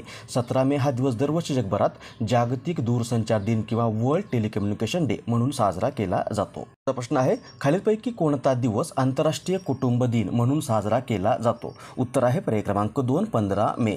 15 मे हा दिवस जगभरातील लोकांना त्यांच्या कुटुंबाशी जोडून ठेवण्यासाठी आणि कुटुंबाशी संबंधित गोष्टींबद्दल समाजामध्ये जागृती निर्माण करण्याच्या उद्देशाने आंतरराष्ट्रीय कुटुंब दिन म्हणून साजरा केला जातो. पर्याय क्रमांक 3, 15 मे हे याचं बरोबर उत्तर आहे. नेक्स्ट, खालीलपैकी कोणते शहर भारतातील पहिले भिकारी मुक्त शहर बनले आहे? उत्तर आहे पर्याय क्रमांक 1 इंदोर. इंदोर या शहराला भिकारीमुक्त शहर बनवण्यासाठी शहरातील भिकाऱ्यांना नोकऱ्या देऊन त्यांचं पुनर्वसन करण्यात आलेलं आहे. तसंच भीक मागणाऱ्या मुलांना शाळेमध्ये दाखल करण्यात आलेलं आहे. ही अशी कामगिरी करून हे इंदोर हे शहर भारतामधलं पहिलं भिकारीमुक्त शहर बनलेलं आहे. त्यामुळे पर्याय क्रमांक 1 इंदोर हे याचं बरोबर उत्तर झाले. मध्य प्रदेशमधलं शहर आहे. पुढचा प्रश्न, नुकत्याच प्रसिद्ध झालेल्या एका अहवालानुसार हिंदी ही जगातील कितवी सर्वाधिक बोलली जाणारी भाषा ठरली आहे? याचं बरोबर उत्तर आहे पर्याय क्रमांक 2 तिसरी. नुकतंच इथेनॉलॉग हे एक जगातील जिवंत भाषांविषयी आकडेवारी आणि इतर माहिती प्रदान करणारे एक वार्षिक संदर्भ आहे. आणि या इथेनॉलॉगने नुकतीच top 20 most spoken languages world wide in 2025 नावाचा अहवाल किंवा रिपोर्ट प्रसिद्ध केला आहे. या रिपोर्टनुसार इंग्लिश ही जगातील सर्वाधिक बोलली जाणारी भाषा ठरली आहे. दुसऱ्या स्थानावर राहिलेले चीनचे मॅडेरियन आणि भारताची हिंदी किंवा हिंदी भाषा जी आहे ती जगातील तिसऱ्या क्रमांकाची सर्वाधिक बोलली जाणारी भाषा ठरली आहे. यामध्ये स्पॅनिश 4थ्या क्रमांकावर आहे. त्यानंतर बंगाली भाषा 7व्या स्थानावर आहे. उर्दू जगामध्ये 11व्या स्थानावर आहे. मराठी 16व्या स्थानावर आणि तेलुगू भाषा 18व्या स्थानावर राहिली. हे देखील लक्षात ठेवा. उत्तर असेल पर्याय क्रमांक 2 तिसरी. नेक्स्ट, नुकतेच प्रकाशित झालेले PMO थ्रू द एजेस हे पुस्तक कोणी लिहिले आहे? उत्तर आहे पर्याय क्रमांक 2 हिमांशू राय. हिमांशू राय यांचं हे पुस्तक आहे PMO थ्रू द एजेस. आणि या पुस्तकात पंतप्रधान कार्यालय या भारतातील सर्वात शक्तिशाली प्रशासकीय संस्थेच्या उत्क्रांती आणि वाढत्या प्रभावाचं तपशीलवार परीक्षण करण्यात आलेलं आहे. त्यामुळे पर्याय क्रमांक 2 हिमांशू राय हे याचं बरोबर उत्तर असेल.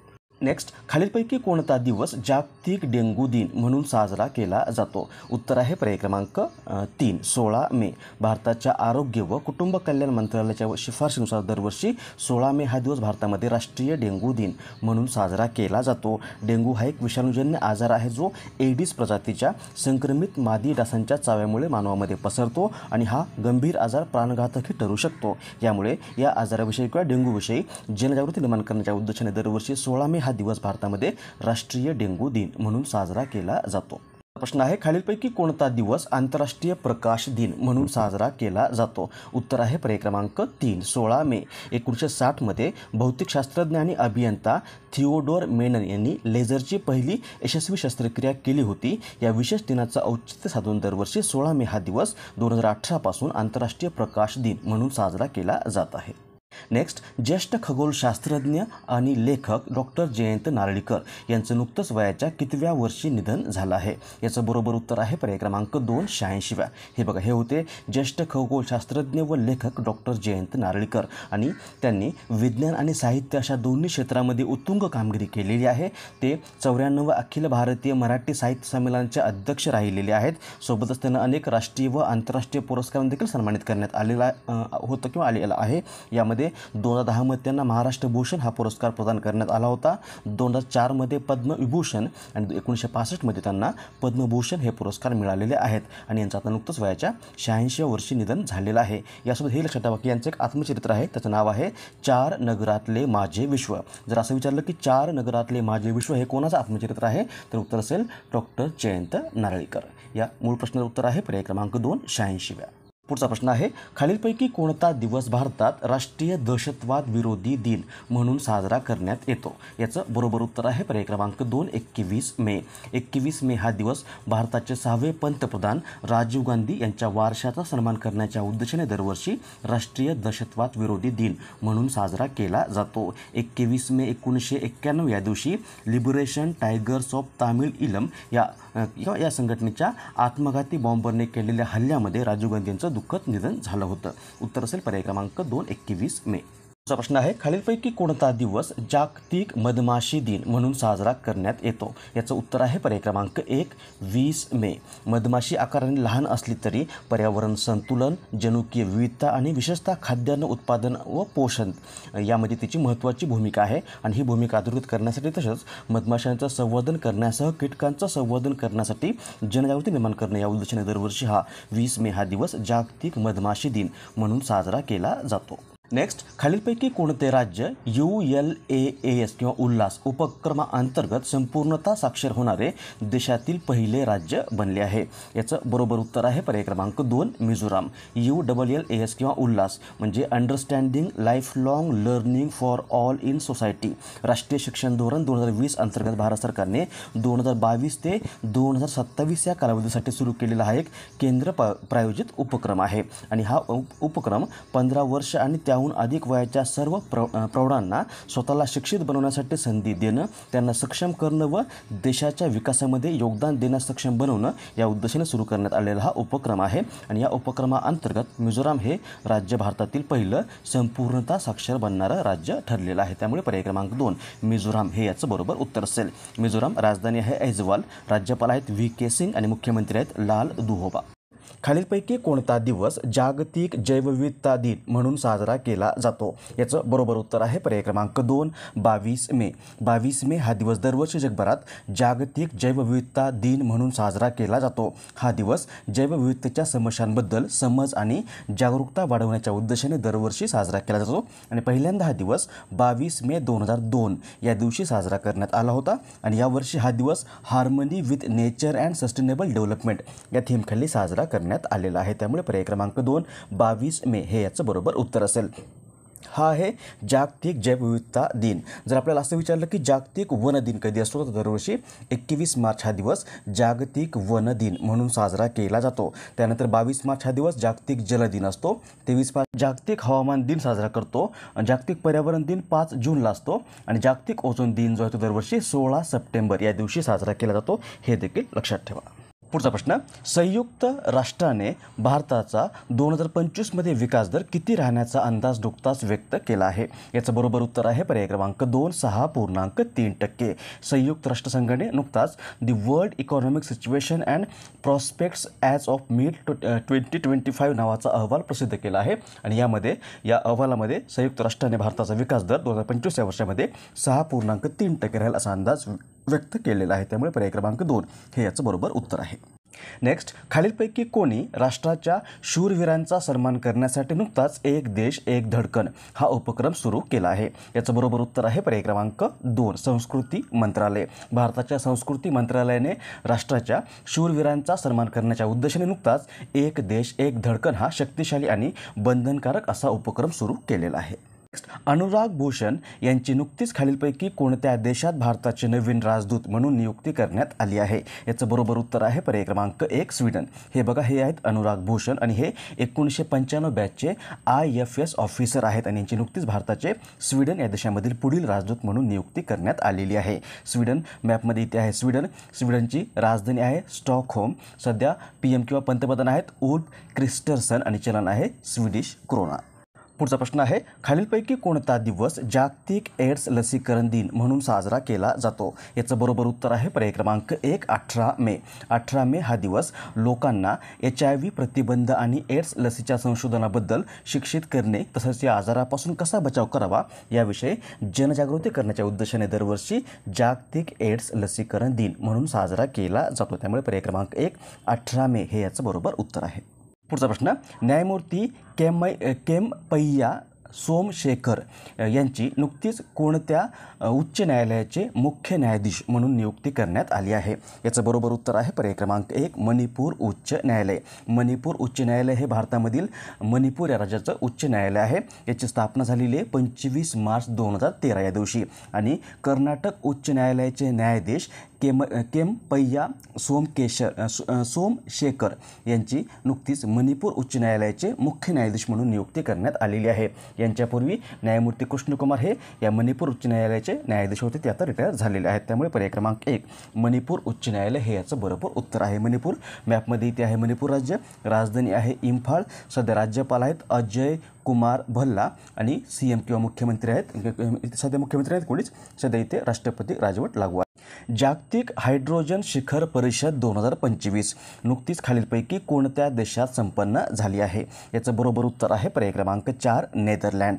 जागतिक हायड्रोजन समिट किंवा जागतिक हायड्रोजन शिखर परिषद 2025 जी आहे ती नुकतीच 13 ते 15 मे 2025 या कालावधीमध्ये नेदरलँड या देशामध्ये संपन्न झाली आहे.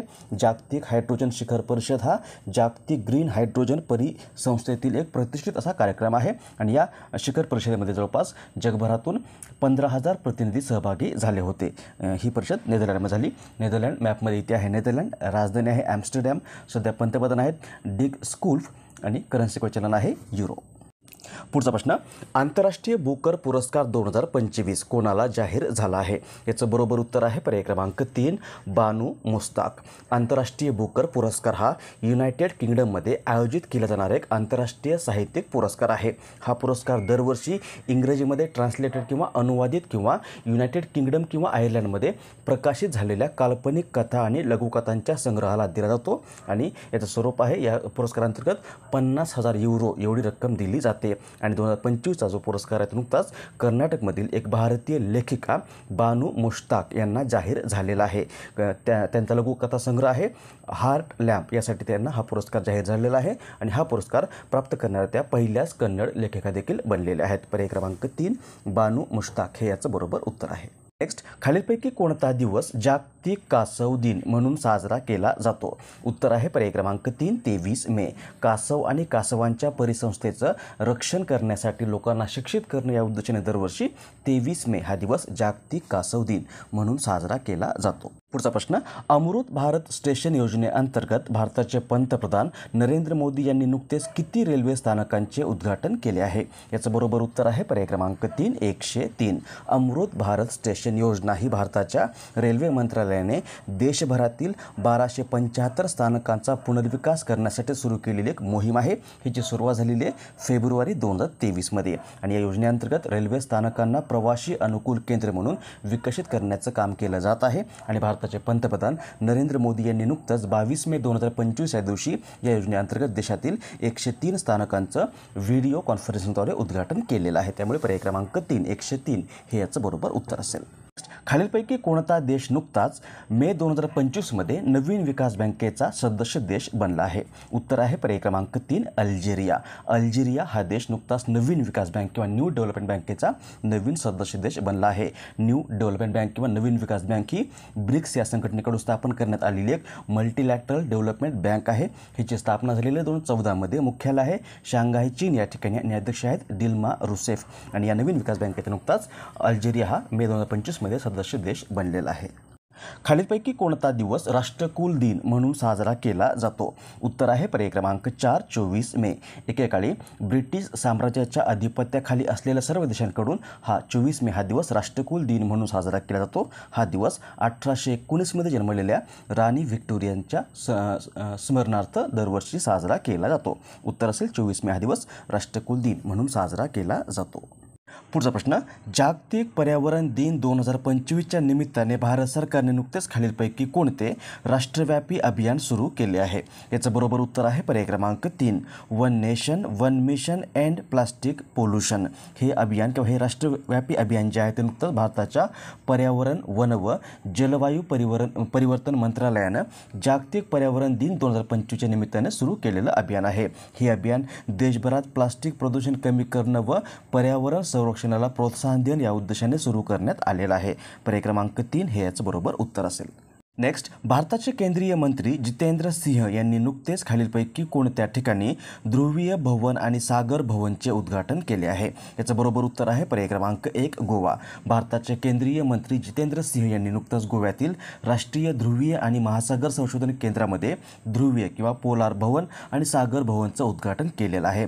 जवळपास 55 कोटी रुपये खर्चून उभारलेल्या या अत्याधुनिक केंद्रामध्ये जागतिक दर्जाच्या बर्फाच्या कोर प्रयोगशाळांचा समावेश असून ते जागतिक स्तरावरील पहिल्या केंद्रांपैकी एक आहे. उत्तर असेल हे भारताचं पहिलं ध्रुवीय भवन व सागर भवन याचं उद्घाटन नुकतंच पर्याय क्रमांक 1 गोवा या ठिकाणी उद्घाटन करण्यात आलेलं आहे. पुढचा प्रश्न, आंतरराष्ट्रीय पोटॅटो सेंटरने भारत कोणत्या वर्षापर्यंत जगातील सर्वात मोठा बटाटा उत्पादक देश बनेल असा अंदाज व्यक्त केला आहे? उत्तर आहे पर्याय क्रमांक 4, 2050. आंतरराष्ट्रीय पोटॅटो सेंटर ही पेरू या देशातील लिमा या ठिकाणी स्थित असलेली एक आंतरराष्ट्रीय संशोधन संस्था आहे. ही संस्था बटाटा, रताळे व इतर कंदमूळ पिकांवर वैज्ञानिक संशोधन करण्याचं काम करते.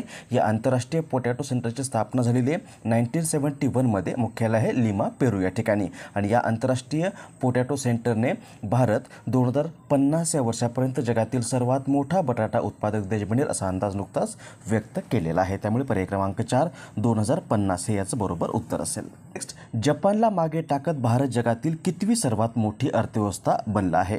उत्तर आहे पर्याय क्रमांक 2, चौथी. IMFच्या आकडेवारीनुसार भारताने जपानला मागे टाकून आता जगामधली 4थ्या क्रमांकाची सर्वात मोठी अर्थव्यवस्था बनलेला आहे. आणि याबाबतची माहिती नुकतीच नीती आयोगाचे मुख्य कार्यकारी अधिकारी BVR सुब्रमण्यम यांनी जाहीर केलेली आहे. त्यामुळे पर्याय क्रमांक 2, चौथी हे याचं बरोबर उत्तर असेल. सध्या जगामध्ये पहिल्या क्रमांकाची अर्थव्यवस्था आहे अमेरिका किंवा युनायटेड स्टेट्स ऑफ अमेरिका. दुसऱ्या क्रमांकावर चीन आहे, तिसऱ्या क्रमांकावर जर्मनी आहे आणि आता आपला भारत 4थ्या क्रमांकावर आहे, 5व्या क्रमांकावर जपान आहे. मिस वर्ल्ड 2025चे आयोजन कोणत्या देशात करण्यात आले आहे? याचं बरोबर उत्तर आहे पर्याय क्रमांक 3, भारत. मिस वर्ल्ड 2025 या सौंदर्य स्पर्धेचं आयोजन 2025 या वर्षामध्ये आपल्या भारतामध्ये करण्यात आलेलं आहे. यावर्षी या स्पर्धेचं आतापर्यंत संस्करण असून यावर्षी ही स्पर्धा 31 मे 2025 या दिवशी भारतामध्ये तेलंगणामध्ये हैदराबाद या ठिकाणी आयोजित केली जाणार आहे. भारतामध्ये मिस वर्ल्ड या स्पर्धेचं आयोजन होण्याची आतापर्यंतची तिसरी वेळ आहे. यापूर्वी 1996 आणि 2024मध्ये ही स्पर्धा भारतामध्ये झाली होती आणि यावर्षी देखील 2025मध्ये ही तेलंगणामध्ये आपल्या भारतामध्येच होत आहे. यावर्षी या स्पर्धेमध्ये भारताचं प्रतिनिधित्व राजस्थानची नंदिनी शर्मा करत आहे. उत्तर असेल पर्याय क्रमांक 3, भारत. मग जर असं विचारलं की मिस वर्ल्ड 2024 ही स्पर्धा कोणी जिंकली आहे, तर ही स्पर्धा क्रिस्टिना पिस्कोवा हिने जिंकलेली आहे. 71वी मिस वर्ल्ड 2024. आतापर्यंत किती भारतीय महिलांनी मिस वर्ल्ड जिंकलेत किंवा आतापर्यंत किती भारतीय सौंदर्यवती मिस वर्ल्ड बनलेल्या आहेत? तर आतापर्यंत 6 भारतीय महिलांनी मिस वर्ल्ड ही स्पर्धा जिंकलेली आहे. त्यामध्ये पहिली आहे रीटा फारिया 1966, दुसरी आहे ऐश्वर्या रॉय 1994, तिसरी आहे डायना हेडन 1997, चौथी आहे युक्ता मुखी 1999, 5वी प्रियंका चोप्रा 2000 आणि 6वी आहे मानुषी चिल्लर 2017. पुढचा प्रश्न, 78वी जागतिक आरोग्य सभा नुकतीच खालीलपैकी कोणत्या ठिकाणी संपन्न झाली आहे? याचं बरोबर उत्तर आहे पर्याय क्रमांक 4, जिनिव्हा. जिनिव्हा हे स्वित्झर्लंड या देशामधलं शहर आणि याच स्वित्झर्लंडमध्ये जिनिव्हा या ठिकाणी ही 78वी जागतिक आरोग्य सभा जी आहे ती नुकतीच 19 ते 27 मे 2025 या कालावधीमध्ये आयोजित करण्यात आलेली आहे.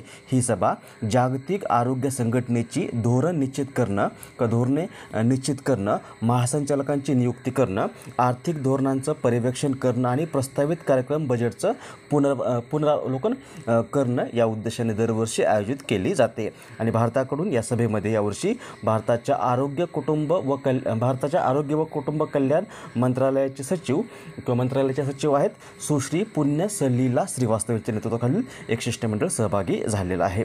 उत्तर असेल ही 78वी जागतिक आरोग्य सभा नुकतीच स्वित्झर्लंडमध्ये जिनिव्हा या ठिकाणी आयोजित करण्यात आलेली आहे. इथे जागतिक आरोग्य संघटनेचा उल्लेख आलेला आहे. जागतिक आरोग्य संघटना किंवा WHO वर्ल्ड हेल्थ ऑर्गनायझेशन हिची स्थापना झालेली आहे 7 एप्रिल 1948 या दिवशी. मुख्यालय आहे जिनिव्हा स्वित्झर्लंड या ठिकाणी. सध्या अध्यक्ष किंवा DG आहेत टेड्रोस ॲधनॉम. नेक्स्ट, जागतिक आरोग्य संघटनेने खालीलपैकी कोणत्या वर्षी भारताला ट्रेकोमा मुक्त म्हणून घोषित केले आहे? याचं बरोबर उत्तर आहे पर्याय क्रमांक 3, 2024. ट्रेकोमा हा एक संसर्गजन्य डोळ्याचा आजार आहे जो जीवाणूमुळे होतो आणि तो जगभरात अंधत्वाचं प्रमुख कारण देखील आहे. आणि हा आजार क्लॅमिडिया ट्रेकोमाटिस नावाच्या जीवाणूमुळे होतो. आणि जागतिक आरोग्य संघटनेनं भारताला ट्रेकोमामुक्त देश म्हणून 2024मध्ये घोषित केलेला आहे. 8 ऑक्टोबर 2024 या दिवशी जागतिक आरोग्य संघटनेनं म्यानमार, नेपाळ व भारत या 3 देशांना ट्रेकोमा मुक्त म्हणून घोषित केलं होतं. आणि ही जी सभा आपण मागच्या प्रश्नामध्ये पाहिली जागतिक आरोग्य सभा, या सभेदरम्यान जागतिक आरोग्य संघटनेने भारताला अधिकृतपणे ट्रेकोमा निर्मूलनाचं प्रशस्तीपत्र प्रदान केलेलं आहे. त्यामुळे हा मुद्दा इथे चर्चेत आलेला आहे. ट्रेकोमामुक्त भारत बनला आहे 2024 या वर्षामध्ये आणि याचं प्रमाणपत्र किंवा प्रशस्तीपत्र भारताला नुकतंच मे 2025मध्ये 78व्या जागतिक आरोग्य सभेदरम्यान प्रदान करण्यात आलेला आहे. मूळ प्रश्न उत्तर असेल पर्याय क्रमांक 3 2024. पुढचा प्रश्न, हावडा रेल्वे विभागाला 2025मध्ये किती वर्ष पूर्ण झाली आहेत? याचं बरोबर उत्तर आहे पर्याय क्रमांक 3 100. दुसऱ्या महायुद्धामध्ये महत्त्वाची भूमिका बजावणाऱ्या हावडा रेल्वे विभागाच्या स्थापनेला नुकतीच मे 2025मध्ये 100 वर्ष पूर्ण झालेली आहेत आणि या निमित्ताने भारतीय रेल्वे आणि टपाल विभागाने संयुक्तपणे एक विशेष टपाल तिकीट व एक स्मारक लिफाफा देखील जारी केलेला आहे. उत्तर असेल पर्याय क्रमांक 3 100. नेक्स्ट, खालीलपैकी कोणाची नुकतीच इंटेलिजन्स ब्युरोच्या संचालकपदी नियुक्ती करण्यात आली आहे? याचं बरोबर उत्तर आहे पर्याय क्रमांक 2 तपन कुमार डेका. इंटेलिजन्स ब्युरो ही भारताची अंतर्गत सुरक्षा आणि गुप्तचर विरोधी संस्था आहे. हिला जगातील सर्वात जुनी गुप्तचर संस्था म्हणून देखील ओळखलं जातं. हिची स्थापना झालेली आहे 23 डिसेंबर 1887 या दिवशी. मुख्यालय आहे नवी दिल्ली या ठिकाणी आणि प्रमुख आहे तपन कुमार डेका. तपन कुमार डेका हे 1988 बॅचचे IPS ऑफिसर आहेत. इंडियन पोलीस सर्व्हिस ऑफिसर आहेत आणि यांचा कार्यकाल नुकताच वाढवला किंवा यांना मुदतवाढ देण्यात आलेली आहे. ते आता जून 2026पर्यंत या इंटेलिजन्स ब्युरोचे संचालक असणार आहेत. पर्याय क्रमांक 2. पुढचा प्रश्न, युथालिना मलक्काना या फुलपाखराच्या नवीन प्रजातीचा शोध खालीलपैकी कोणत्या राज्यात लागला आहे? याचं बरोबर उत्तर आहे पर्याय क्रमांक 4 अरुणाचल प्रदेश. नुकतं शास्त्रज्ञांना युथालिना मलक्काना नावाच्या फुलपाखराच्या नवीन प्रजातीचा शोध जो आहे तो अरुणाचल प्रदेशमध्ये लेपाराडा जिल्ह्यामध्ये लागलेला आहे. त्यामुळे पर्याय क्रमांक 4 अरुणाचल प्रदेश हे याचं बरोबर उत्तर असेल. अरुणाचल प्रदेश मॅपमध्ये इथे आहे. अरुणाचल प्रदेश राजधानी आहे इटानगर. सध्या राज्यपाल आहेत कैवल्य त्रिविक्रम परनाईक आणि मुख्यमंत्री आहेत पेमा खांडू. नेक्स्ट, नुकतेच वयाच्या 54व्या वर्षी निधन झालेले मुकुल देव कोण होते? याचं बरोबर उत्तर आहे पर्याय क्रमांक 2 अभिनेते. हे बघा, हे होते मुकुल देव, प्रसिद्ध भारतीय अभिनेते आणि यांचं नुकतंच वयाच्या 54व्या वर्षी निधन झालेलं आहे. त्यांनी आर राजकुमार, यमला पगला दिवाना, सन ऑफ सरदार, जय हो यासारख्या अनेक चित्रपटामध्ये काम केलेलं आहे. पर्याय क्रमांक 2 अभिनेते हे याचं बरोबर उत्तर असेल. पुढचा प्रश्न, नीती आयोगाच्या गव्हर्नन्स काउन्सिलची 10वी बैठक नुकतीच खालीलपैकी कोणत्या ठिकाणी संपन्न झाली आहे? याचं बरोबर उत्तर आहे पर्याय क्रमांक 2 नवी दिल्ली. नुकतीच मे 2025मध्ये नीती आयोगाच्या गव्हर्नन्स काउन्सिलची 10वी बैठक जी आहे ती भारताचे पंतप्रधान नरेंद्र मोदी यांच्या अध्यक्षतेखाली नवी दिल्लीमध्ये संपन्न झालेली आहे. या काउन्सिलमध्ये किंवा सभेमध्ये भारतातील 24 राज्य व 7 युनियन टेरिटरीचे मुख्यमंत्री व उपराज्यपाल सहभागी झाले होते आणि यावर्षी काउन्सिल विकसित राज्य फॉर विकसित भारत ॲट 2047 या थीमखाली आयोजित करण्यात आलेली आहे. इथे नीती आयोगाचा उल्लेख आलेला आहे. नीती NITI लॉंग फॉर्म होतो national institution for transforming India.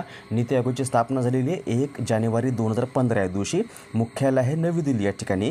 नीती आयोगाच्या अध्यक्ष असतात भारताचे पंतप्रधान सध्या आहेत नरेंद्र मोदी. उपाध्यक्ष आहेत सुमन बेरी आणि CEO आहेत BVR सुब्रमण्यम. पुढचा प्रश्न, पहिल्या खेलो इंडिया बीच गेम्स 2025मध्ये पदक तालिकेत कोणते राज्य पहिल्या क्रमांकावर राहिले आहे? याचं बरोबर उत्तर आहे पर्याय क्रमांक 1 Manipur. Khelo India beach games ही भारतात आयोजित होणारी एक राष्ट्रीय पातळीवरील बहुक्रीडा स्पर्धा आहे आणि या स्पर्धेचं पहिलं संस्करण 19 ते 24 मे 2025 या कालावधीमध्ये दीवमधील गोगला बीचवर आयोजित करण्यात आली होती स्पर्धा आणि या स्पर्धेमध्ये यावर्षी पहिल्या क्रमांकावर मणिपूर राहिलेला आहे.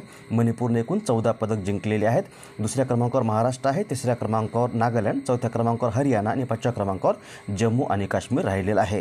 यावर्षी या स्पर्धेमध्ये देशभरातून 1000पेक्षा जास्त ॲथलीट सहभागी झाले होते. पर्याय क्रमांक 1 मणिपूर. मणिपूर मॅपमध्ये इथे आहे मणिपूर. राजधानी आहे इम्फाळ. राज्यपाल आहेत अजय कुमार भल्ला आणि मुख्यमंत्री कोणीच नाही. सध्या इथे राष्ट्रपती राजवट लागू आहे. पुढचा प्रश्न, नागरी विमान वाहतूक क्षेत्रातील आशियातील सर्वात मोठा कार्यक्रम विंग्ज इंडिया 2026मध्ये खालीलपैकी कोणत्या ठिकाणी आयोजित करण्यात येणार आहे? याचं बरोबर उत्तर आहे पर्याय क्रमांक 2 हैदराबाद. भारताच्या नागरी विमान वाहतूक क्षेत्राच्या वाढीस आणि विकासाला चालना देणारा एक व्यापक व्यासपीठ प्रदान करण्याच्या उद्देशाने आयोजित करण्यात येणारा हा विंग्ज इंडिया हा एक प्रमुख द्विवार्षिक मेळावा आहे आणि 2026मध्ये याचं आयोजन 28 ते 31 जानेवारी 2026 या दरम्यान हैदराबाद या ठिकाणी करण्यात येणार आहे. हा कार्यक्रम व्यावसायिक, सामान्य आणि व्यावसायिक विमान वाहतूक तसंच प्रगत हवाई गतिशीलतेमध्ये वाढ आणि नाविन्यपूर्णतेला चालना देण्यासाठी एअरलाइन्स, उत्पादक, गुंतवणूकदार, विक्रेते आणि धोरणकर्त्यासह जागतिक भागधारकांना एकत्र आणण्याच्या उद्देशाने आयोजित केला जातो. पर्याय क्रमांक 2 हैदराबाद हे याचं बरोबर उत्तर असेल. नेक्स्ट, सध्या चर्चेत असलेल्या कोकण रेल्वेचे मुख्यालय खालीलपैकी कोणत्या ठिकाणी आहे? याचं बरोबर उत्तर आहे पर्याय क्रमांक 3 नवी मुंबई.